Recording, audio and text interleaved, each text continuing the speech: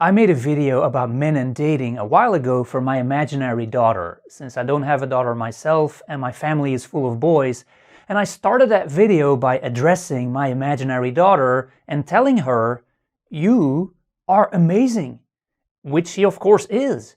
Now there was a small group of people in the comments that said, "Don't tell her that, you are messing her mind up. She's going to be pretentious. She's going to assume she deserves things. And that is what is wrong in relationships these days." Okay, well, dear imaginary daughter, you are still amazing. And please don't let anyone try to convince you otherwise. Your value is intrinsic and not up for debate. It's a given. Low-effort men or narcissists or a small group of people in the comment section cannot change that. So whether you could be my imaginary daughter or sister or even grandmother, if you have ever forgotten how incredible you are, and especially if that was because of a bad man, then this video is for you. My name is Geert, I'm an author. I also use the pen name Brian Knox. I write about dating, relationships and other topics, and here is fact number 1.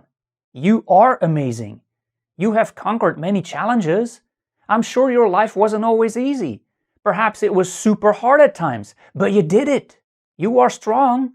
You've overcome difficulties, you learned a lot, and you have grown. So you don't need to prove anything to anyone to be amazing or to deserve love. And yes, I use the word deserve.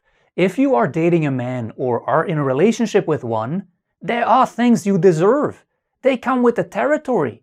If a man wants to enjoy your presence, your attention, your love, and everything you do for him, then you deserve things in return. That is just how it works. Relationships are never supposed to be one-sided. You give, and you don't deserve anything in return? Not in this galaxy. Fact number 2, dear imaginary daughter, you are already enough. For the right man, you will be more than enough. You don't need to change a single thing to be lovable.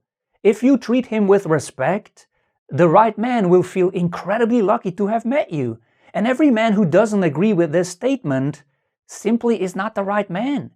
If you are ever with a low-effort man, remember that receiving the bare minimum is not love. It's an insult. If his idea of effort is liking one of your social media posts or replying to a message with a thumbs up emoji after that message was first stuck on seen for 24 hours, it's a sign from the universe that it's time to unfollow him and his nonsense. Number 3, never measure yourself and your worth by someone else's actions.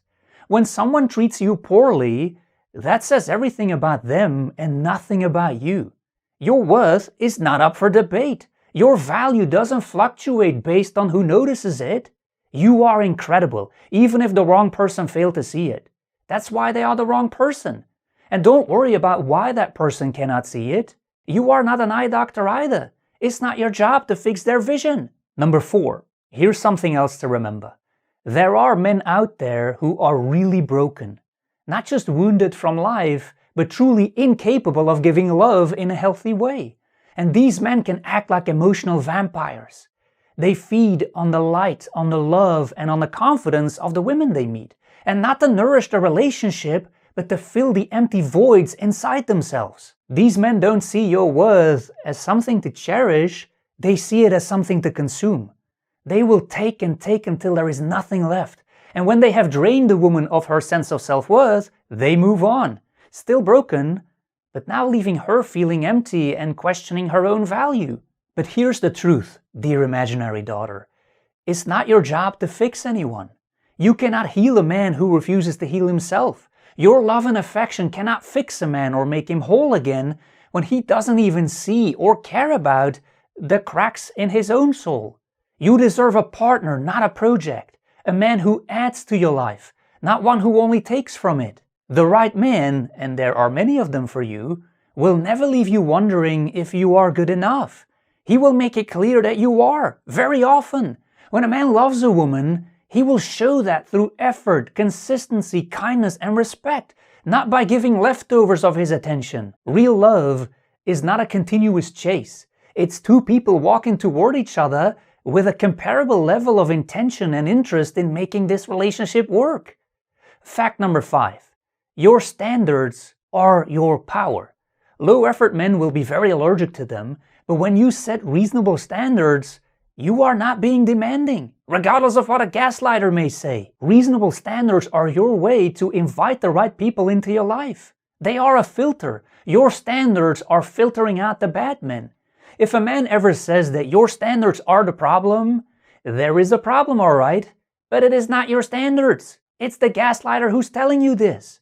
When a man says something about your standards, even though they are reasonable, what he's really saying is, why don't you let me get away with doing the bare minimum? Number 6, real love is also not being on an emotional roller coaster all the time. Even though that may sometimes feel like attraction or romantic excitement, it has nothing to do with love. Mixed signals are not romantic. They are signals to move on. When a man makes you doubt yourself, don't. Doubt his true intentions. The right man will make you feel safe, not anxious. Number 7, and this is really important, effort is a form of love. Love isn't a grand gesture followed by weeks of silence or being too busy. It's small daily acts that say, I am here for you, I care about you, and I choose you. And finding the person that will do this is very hard, and rejection is part of the game. But remember, every person that rejects you or that you have to reject is directing you and is guiding you closer to the person who will love you the way you deserve. This is something you also often see in the comment section under my videos. Women who explain that because they were picky and didn't settle, they eventually found the right man for them, which again is very hard. So don't give up. It's supposed to be hard. Number 8, if you are single, then it's okay and very normal to feel lonely at times. But know that being alone is far better than being with someone who makes you feel even lonelier in their presence. Every time you say no to the wrong man, you are saying yes to yourself. Now, let's stay with feeling lonely while being single. Loneliness is not a pleasant feeling, but loneliness is not a punishment. It's a space where you can heal and grow and dream and do things you will not experience in a relationship. When a caterpillar is in its cocoon and is becoming a butterfly, it's alone in there for a very long time in butterfly years, but that's when the magic happens. If you are single, regardless of how many people will keep asking whether you have found someone yet, and after hearing the answer, regardless of how many of them will tell you not to worry and that you will find your special one, know that being single is never a failure. It's a time to discover yourself and to grow and to learn what you love about life and about yourself. The most important relationship you will ever have is the one you have with yourself. And when you get to a point where you love yourself fully, you will naturally attract people who value you at that same level. Think of it this way. If you create the life the right man wants to step into, you are attracting him in a very powerful way. And the word attraction is key. Attracting is the opposite of chasing, which brings me to number 9. And this is just my personal opinion, but I think that women get much better results in their love life when they attract instead of chase. And if your mind ever worries about chasing after someone's love as if that is the prize you have to win, well, what if you are the prize? And I can already hear that small group in the comment section again. And for your information, I respect their opinion, even though mine is different. I'm glad when you leave a comment telling me what you think, even if you don't agree with anything I said. But I can hear some people think, the prize? If you consider yourself a prize or a prince or a princess, or worse, a queen or a king, that's just asking for problems. Is it really? We're talking about romantic relationships here. What are you supposed to feel like? The doormat? Here's the thing. Again, to the right person, we are the prize. They will love to invest time and attention in us, and they should, because we will do the same for them. Feeling like a prize doesn't mean being entitled or self-centered. It means recognizing your value and expecting it to be honored in the same way you honor your partner's value. What are we doing in that relationship if we don't consider each other as a great catch? Someone truly special we are happy to be with. And that feeling should be mutual. Otherwise, we are just wasting our most precious resource, our time, and also our youth. Regardless of your age, in a couple of decades, you may possibly be willing to spend a ton of money to be the age again you are today. Never underestimate how valuable your time is. Choose wisely who you give it to. So thank you for giving some of it to me right now. I really appreciate that.